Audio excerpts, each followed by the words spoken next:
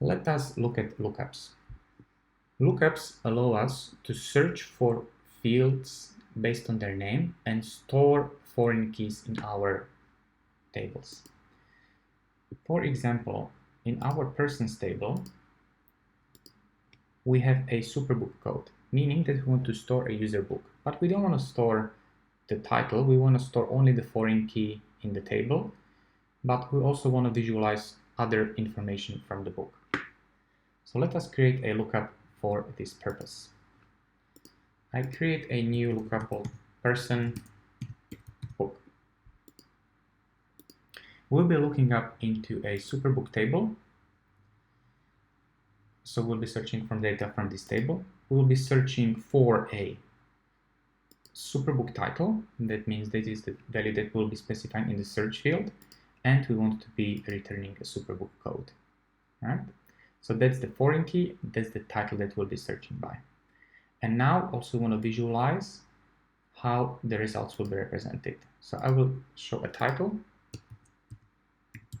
This please always specify header and type, which is a string.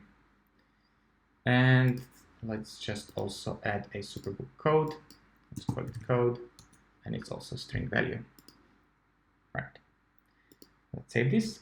Now I have my lookup done. Once again, lookup name is person book, which will be searching in superbook table based on superbook title, and will be returning a superbook code, which will be visualized in a table view showing superbook title and code. Now I go to my view, and I will add a new field into my detail form. I search for a lookup, which I will insert under the sex, and it's telling me the company is not bound. I can't select it here, so I select my lookup in my outline view. The search view needs to be the name of the lookup. So that was the title of the lookup that I've selected, which is person book. And the value, I'm going to bind it to a superbook code. You can see that the company is now rendered as a search field. And I'm going to add a label called person book. Right. So now I can save my configuration. And now I'm going to back to my app, and I'm going to refresh my page. I'm going here, and I can see that this person already had a superbook pre-selected. So let me just try a new one.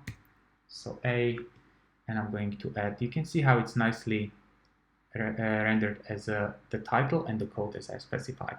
So let's say a treatise on shipbuilding navigation, and I'm going to save it. Right? Let's add one more into a new field here. Let's go for B, and let's go ABC. Save. Oops, I need to select a male. There we go. Right, and now the next bit is to also visualize it in the list view. Right. So I'm going to my list view, and I'm going to add a new column called book, superbook code of type string. Beautiful. I'm going to save this,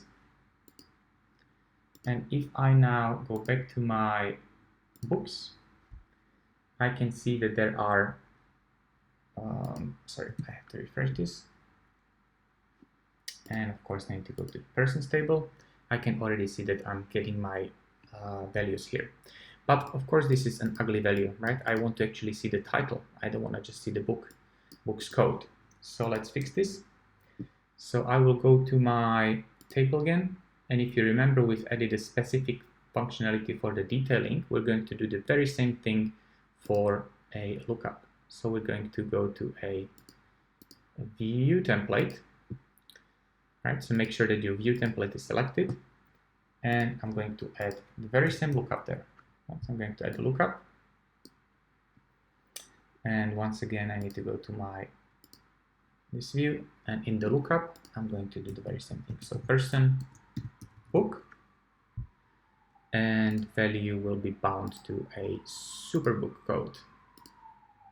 Great. I don't want this to be rendered as a lookup field, so that means that I don't want to be actually searching in it. I want to render it only as a text. So I'm going to click on single.